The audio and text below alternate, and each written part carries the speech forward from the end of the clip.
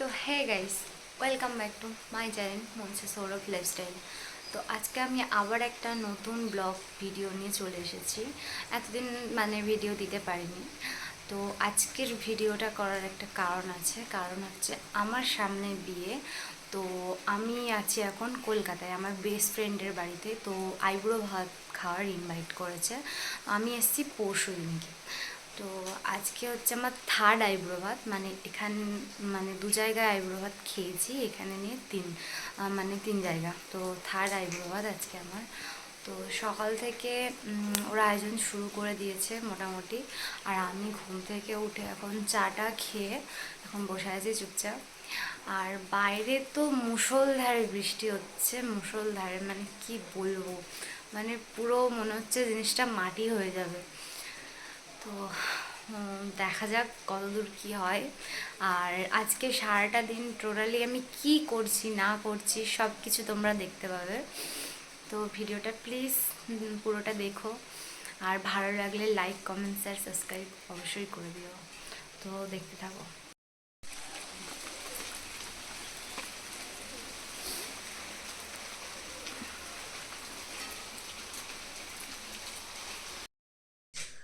তো গাইস, আমি এখন চান টান করে পুরো রেডি হয়ে গেছি। না রেডি হইনি, তবে চান টান করে নিয়েছি। আর এদিকে হচ্ছে আমার বান্ধবী এখন ডেকোরেশন করছে। এই যে ও কি করবে কিছু ভেবে পাচ্ছে না। তো ওদের এখানে নিয়ম হচ্ছে গলায় তুলসী কাঠের মালা পরে, নতুন কাপড় জামা পরে আইবুড়ো ভাত খাওয়ার ওদের এখানে নিয়ম। তো পরে নেওয়ার পর তারপরে আমার বান্ধবী চলে আসে, এসে আমাকে সুন্দর করে শাড়ি পরিয়ে দেয়। আর ও শাড়ি পরাতে না খুব সুন্দর জানে। আমি ভিডিওটা লেটে দিচ্ছি, আইবুড়ো ভাতের ভিডিও, এটা অনেক দিনকার আগেকার। তো লেটে দিচ্ছি। তো আমার বিয়েতে না ও সমস্ত শাড়ি পরিয়েছে, ও সব কিছু গায়ে থেকে শুরু করে রিসেপশান থেকে শুরু করে সব কিছু শাড়ি ও পরিয়েছে। ও খুব সুন্দর, শাড়ি এমন পরাবে না পুরো একদম মনে হবে না যে কোথাও উঁচু নিচু আছে, পুরো একদম স্ত্রীর মতো করে শাড়ি পরিয়ে দেয়। তো আমাকে সাজিয়ে দিয়েছে খুব সুন্দর করে। তারপর কাকিমা ডাকলো যে আর কত দেরি, 3টে বেজে গেছিলো। তখন আমার চুল টুল ভিজেছিল, চুল বাঁধার কথা ছিল কিন্তু বাঁধতে পারা যায়নি ভিজেছিল বলে। তো খুব সুন্দর করে আমাকে সাজিয়েও দিয়েছিল। তারপর দেখো এত লেট হচ্ছিলো, তার জন্য কাকিমা ডাকাডাকি করছিল, তাই ও খাবার প্লেট সাজাতে গেল। আমি ওকে বললাম বাকিটা আমি করে নিচ্ছি। তো বাকিটা আমি করে নিয়েছিলাম। খুব হুড়োতাড়া করে সাজছিলাম, কি বলবো, এত লেট হয়ে গেছিলো, 3টে বেজে গেছিলো। তো এটা হচ্ছে আমার ফাইনাল লুক অ্যান্ড আমার খাবার প্লেট। তো খেতে বসে পড়েছিলাম। আশীর্বাদের পর্বটা নেওয়া হয়নি, কাকিমা আশীর্বাদ করেছে সেই ভিডিওটা নেওয়া হয়নি। তো খেতে বসে খুব বকবক করছিলাম যে এত সুন্দর সাজিয়েছিস, কি বলবো, দারুণ লেগেছে আমার। তারপর দেখো সন্ধ্যাবেলা ওখানে হচ্ছে উলুবেড়িয়ার কালীবাড়ি গেছিলাম।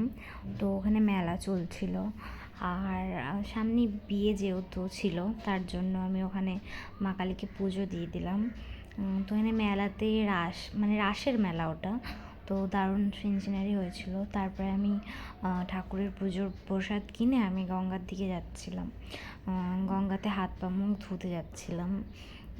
তো এই মেলাতে এত রকমের স্টল হয়েছিল, দেখে কি বলবো, কিন্তু শুধু পুজো দেবো বলে আর কিছু খাইনি সেদিনকে। আর খুবই দেরি করে খাওয়া হয়ে গেছিলো, হ্যাঁ, তার জন্য আর কিছু খাওয়া হয়নি। কিন্তু দেখে না, আমার তো মোমো ফেভারিট, হ্যাঁ, তো দেখে এত লোভ লাগছিলো। মোমোর কত দোকান বসেছিল, কিন্তু আর সেদিনকে খাওয়া হয়নি।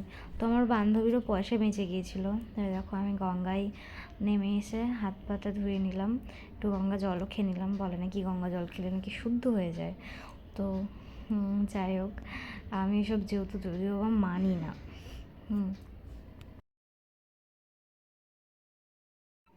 আর এটা হচ্ছে কালীবাড়ির ভেতরটা, উলুবেড়িয়া। আমি এখানে অনেকবার এসেছি, অনেকবার পুজোও দিয়েছি। তো চলে যাওয়ার আগে একবার পুজো দিয়ে ঠাকুরের ফুল প্রসাদ নিয়ে গিয়েছিলাম। তো খুব সুন্দর জায়গাটা। তো আমি ভুল দিকে চলে যাচ্ছিলাম, মানে ঘুরে ঘুরে। তো আমাকে আমার বান্ধবী বলল যে ওদিকে নয় এইদিকে। তো তারপরে অনেকজনই পুজো দিচ্ছিলো, লাইনে দাঁড়িয়েছিলাম। তারপরে পুজো দেওয়া হয়ে যায়, আমরা দুজনে মিলে বাইরে বেরিয়ে আসি। তো বাইরে বেরিয়ে এসে ট্রেন ধরবো এবার। আমাদের ট্রেন ধরে যেতে হবে 2 স্টপেজ পরই। তো আজকের মতো টাটা বাই বাই, এখানেই।